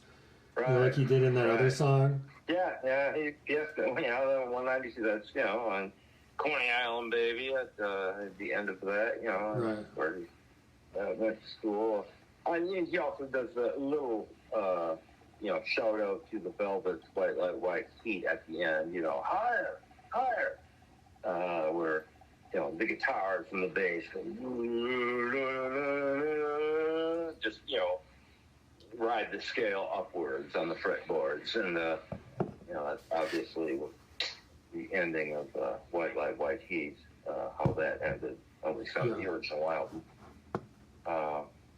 You say comfortable, and that's something to me that's a very key word. It sounds to me a very comfortable album. I mean, the themes, they're heavy. It's almost like he's not reprising the Blue Mask album, but it kind of has the same emotional feel as Lou almost sounds happy. Yeah, like he's going through something. He met Laurie Anderson, and he wants to get married, and but he's still keeping his edge, and it's cool. Yeah, and the guitar playing is ferocious. Yeah, sweet tones, but it sounds very, very unrehearsed, very live. I mean, there are actual timing flubs, and they're very minor in the recording. It sounds almost kind of like the Blue Mask, like they were recording live, first or second takes, and they may well have been. I don't know much about how they recorded. But what struck me is it seems like almost all his albums, from a certain point, have this very particular, clean, very few effects, Lou Reed guitar rhythm sound. And on this one, he's throwing that out the window a little bit with the distorted guitars and acoustics, and kind of expanding his rhythm guitar palette a little bit, which I appreciated. Yeah. And there's, sometimes, a couple, overdubs. It's a fun album to listen to with headphones. Yeah, that's how I was listening to it. His acoustic playing is really cool. It's as vigorous as his electric playing, his clean electric playing. Yeah. And beautifully recorded. And you know something about this. I know you have a great appreciation for really well recorded acoustic guitars. Right. Where they don't just sound like sort of, shiny background or whatever, which actually, you're getting the percussive feel of an acoustic being played. And the recording of that, and of course, Lou's attack, is the big thing. The guy's a, pretty vigorous and hyper-rhythmic rhythm guitar player. Yeah. So I really like that, on the songs where he's playing acoustic. There's a song, the third song of the album, Finish Line. Yeah. And apparently it's dedicated to Sterling Morrison, who had, just died. Yeah.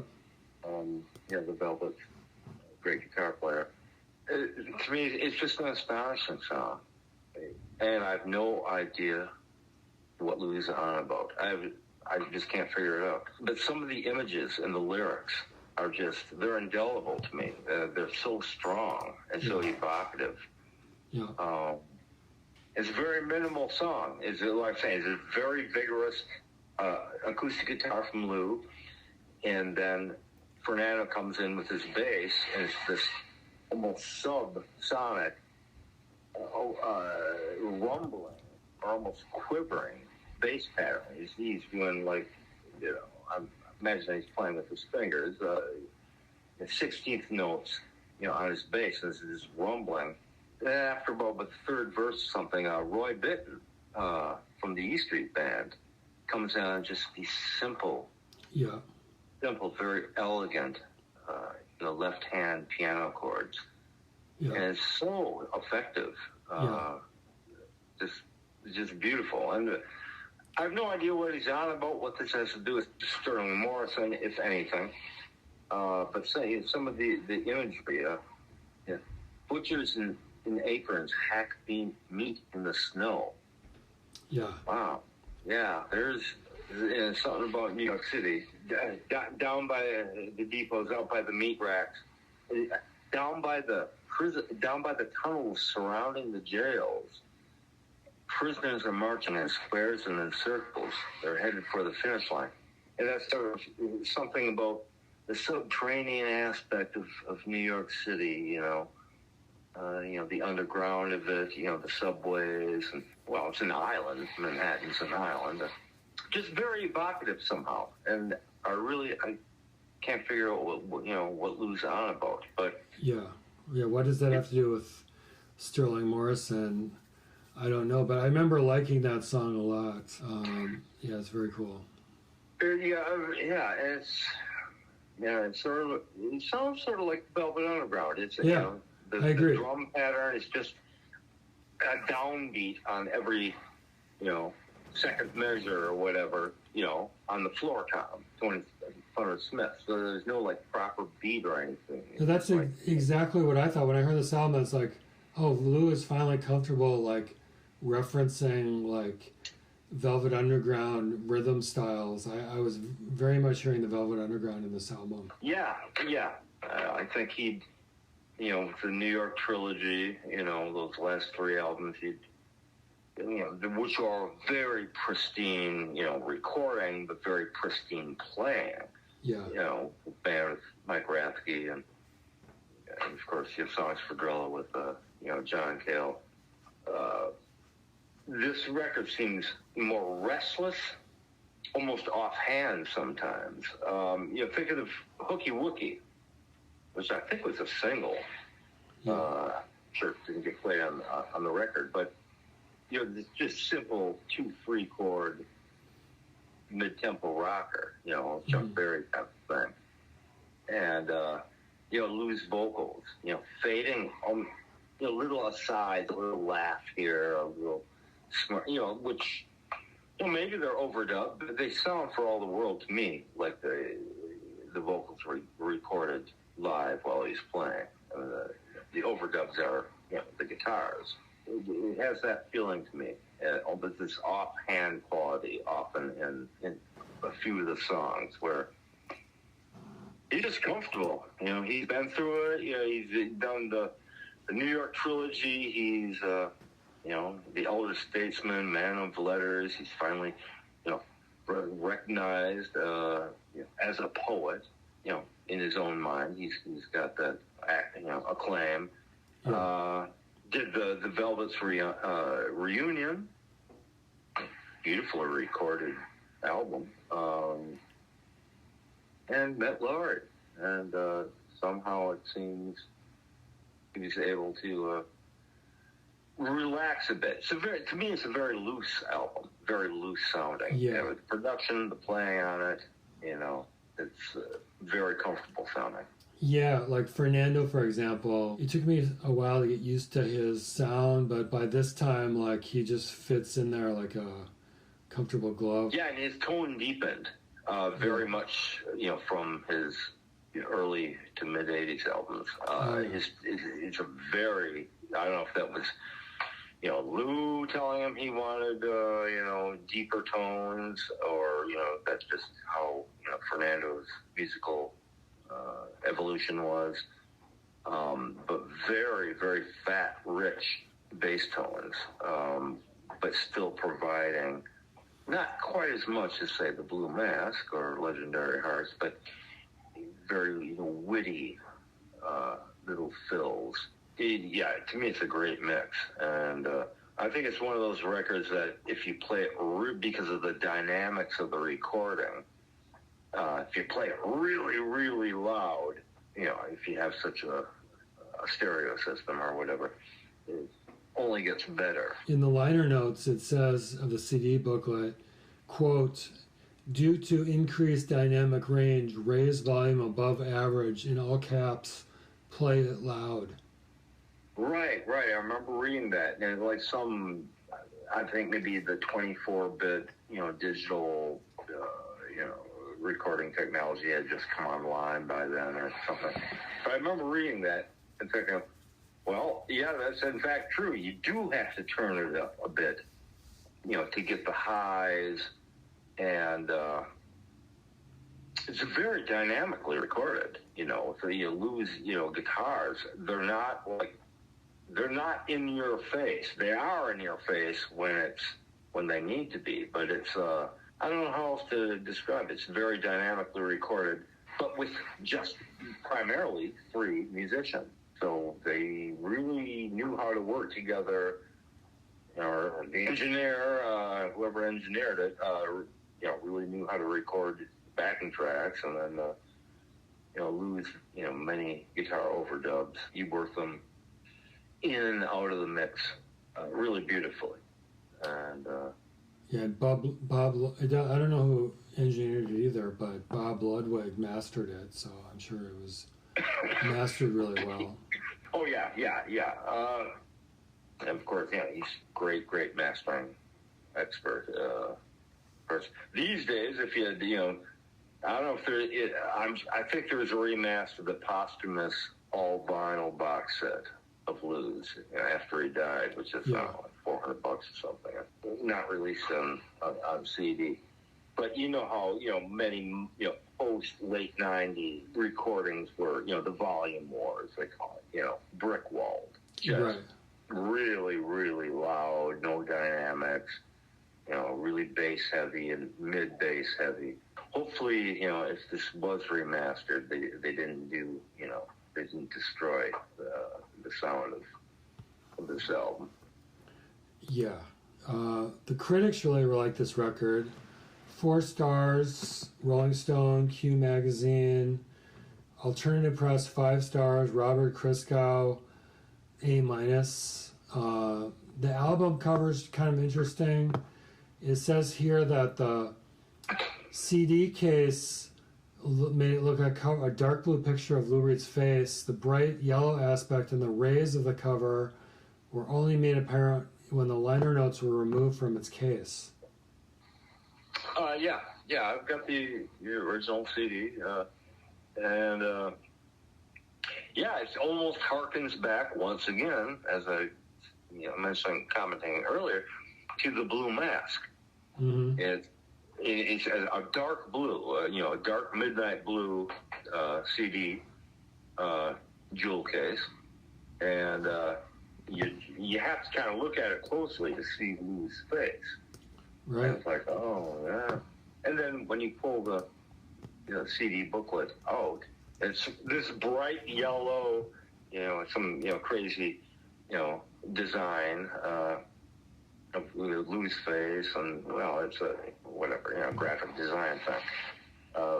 But it's not that dark blue, which is when you pick it up when it first came out in 95, 96, whatever. It's kind of startling. But I think it has that, not rebirth quality, that's kind of a corny, cliched term, but I'm in love, deeply in love with a wonderful woman again quality of the Blue Mask.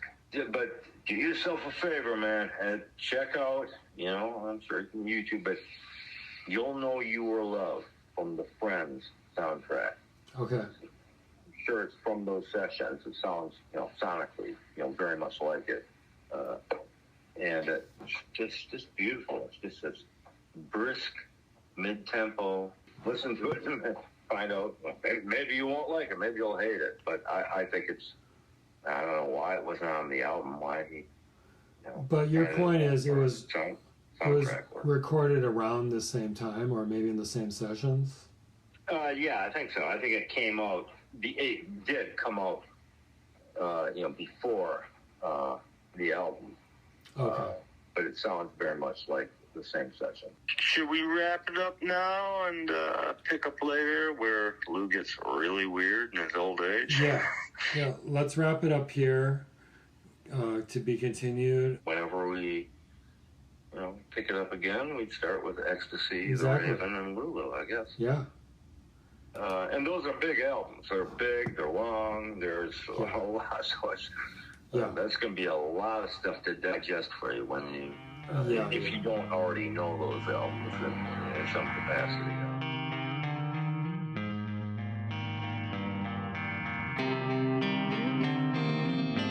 Thanks for joining us on the Culture Drop podcast. This has been part 4 of our discussion of the solo career of Lou Reed. Hope you enjoyed it. Join us next time for part 5, where we cover the final albums of Lou Reed's solo career.